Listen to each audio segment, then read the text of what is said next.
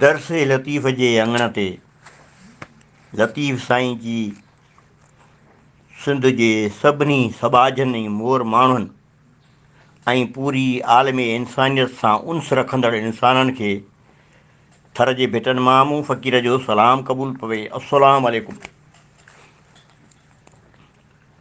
सॼो सुर बिलावल जा बेत दोस्तनि जे हुज़ूर में हाज़िर आहिनि। लतीफ़ साईं फरमायो, असगर ॾे आहिनि घणा तूं अकबर ॾे आ, मतां लोड़ो लाहीं मजूसीअ मथां, हैदर जे हथा विढ़ त वेरी मारीं। ऐं ॿियो बैत आहे, नंढियां नफ़ो न आहे को न वॾी विसारे, मजूसी मारे अकबर ॾे अचेज तूं। हाणे हिन में लफ़्ज़ जेके आहिनि, असगर लफ़्ज़ जी माना आहे नंढो या सग़ीर, अकबर माना वॾो या कबीर, लोड़ो माना माधाण ममण घमसान या झेड़ो, मजूसी माना बाह जो पुॼारी जंहिंखे लतीफ़ सरकार जिन नफ़्स उमारा सां भेटियो आहे ऐं सही राह सां हटाइण वारो। दोस्तो, ही बैत हज़रत लतीफ़ साईं जिन जी अलमहरूफ़ शाह अब्दुल लतीफ़ भिटाई रहमतुल्लाह जे रिसाले जे सुर बिलावल मां आहिनि। हिननि बैतनि ज़रिए लतीफ़ साईं चवनि था त जहाद असगर यानी ज़ाहिरी लड़ायूं, जंग झेड़ो जंहिंमें अक्सर इंसान रुधल आहिनि, तंहिं करे तूं जहाद अकबर सां जंग जोट यानी पंहिंजे नफ़्स सां झेड़ ऐं इहा जंग हमेशह लाइ जारी रख ऐं हज़रत अली करमला वजह जी पैरवी करे पंहिंजे नफ़्स खे, जेको इंसान जो सभ खां वॾो वेरी आहे, उनखे मारे मञाए।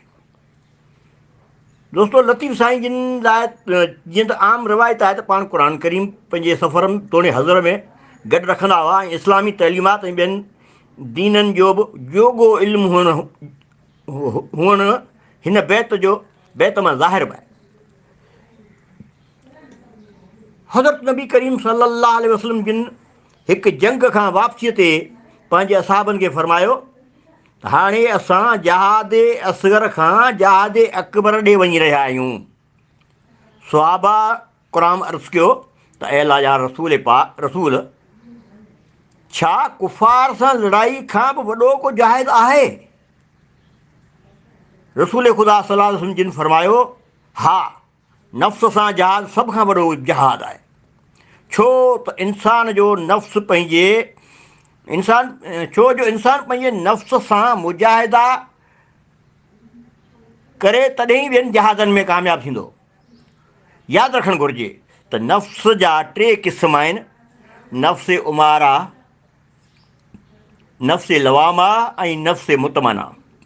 सूफ़िया कराम जी तइलीम मूजिबि उन्हनि जी वज़ाहत हिन तरह सां थियल आहे। नफ़्स उमारा जेको गुनाहनि ॾे राग़िब कंदो आहे